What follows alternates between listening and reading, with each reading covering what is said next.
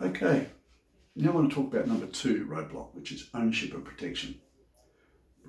One of the things that people do, inventors and particularly new inventors, is they get a great idea, they rush off to a patent attorney and say, what can I do about this? Well, there's only one thing a patent attorney is going to tell you, and that is patent this, patent it right now, give me your money and I'll protect you. It's the greatest thing I've ever seen. Because if he doesn't do that, he doesn't get any business from you. So you've got to understand that that's not necessarily your best interest when he's talking about patent it now. So what you need to do is protect it, but there are other ways to protect it while it's in the infancy stage. Because the only time you should spend money to protect it is when you know it has intrinsic value. This may be a great idea, but if there's no demand for it, there's no people prepared to pay far more than what it costs to build it, it's not worth anything. So if you understand that, then you need to work towards getting your value sorted out before, and we call that a independent market validation. Now, what we do in order to protect the project during the ideation, then the validation stage, the proof of concept stage, and into commercialization or into a project stage, is we tend to go off and get deeds of confidentiality, non-disclosure agreements. We get everyone we associate with, any outside parties, inside parties, to sign these. It's always good to have, if you're in a company, to have everyone on the team sign a release which says, I've worked on this project, I hold no notion that I own any intellectual property, and I surrender all intellectual property to the company or to the individual who's brought me in on the project. And you have all these sort of conditional releases and NDAs, confidentiality deeds, all lined up in a folder, and that becomes part of your due diligence file. Every one of those will protect you. You do not disclose the project to anyone who doesn't want to sign that, and you will have plenty of people, particularly companies that you want to do joint ventures with, who will say, not interested. And at that point there, you can say, thank you very much. I'll walk out the door. I'll go and get somebody who will. Because if you don't do that, if you don't have the discipline to do that, you will lose. Now, I had a case in US. It was actually a very large company in America, probably the biggest in the world in this particular field. And I took an inventor along, and we had a meeting lined up for 4 months. We went to this meeting, and they had 4 or 5 people at the other side of the table. There was just 2 of us.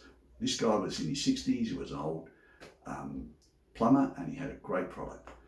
And they looked at it, loved it. They said, before we go any further, we have to get you to sign our deed of confidentiality, because we haven't signed yours yet. So, because when they get in there, they look at the box, they don't get to see what's inside the box. And we say, okay, NDAs now.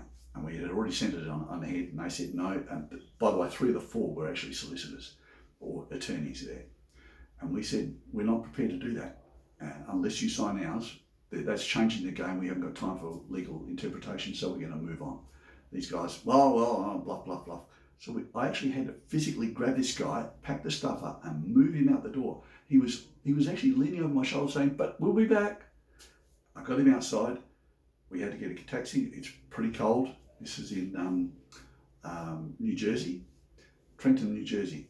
We're out hailing a cab, and one of the guys comes out, the non-lawyer, and he says, look, I'm sorry about this. There's not much we can do about it. That's the rules we have for here. But we have a sister company that doesn't have these rules. And I'd like to line up an appointment with them if you're in town tomorrow.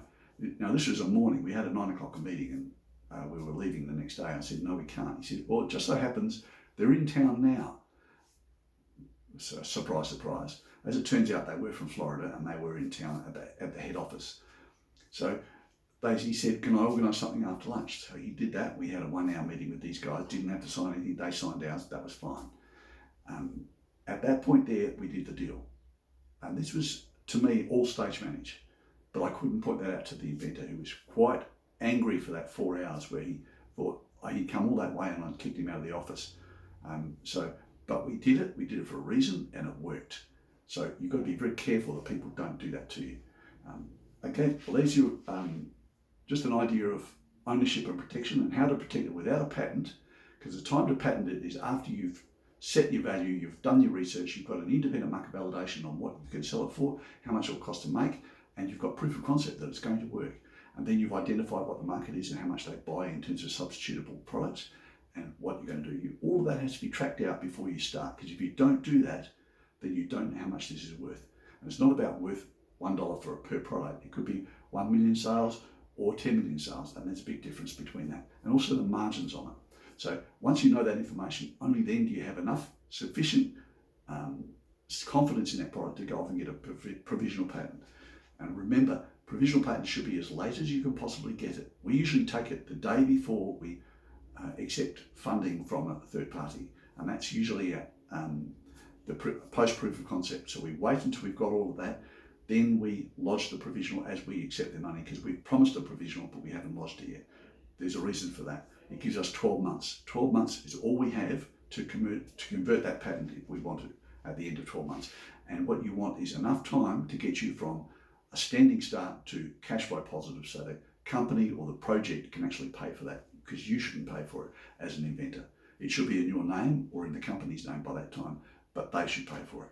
So if you don't do that, you're going to get stuck. The clock is ticking down and you've got yourself a $60,000 bill looking at you from $5,000 you've already paid, and that's put you behind the 8 ball before you start. So you've got to be really on this to manage your cash flow to a point where you don't commit to a major cost, which is an event happening in exactly 365 days from the time you click this, and you're going to have to fork out from your own pocket if you haven't got this other deal in place. I hope that makes sense. Okay, thanks. If you want more of these, stay on our channel on LinkedIn called Kickstarting Inventions. That's kick-starting inventions, and you'll get more of these as you go.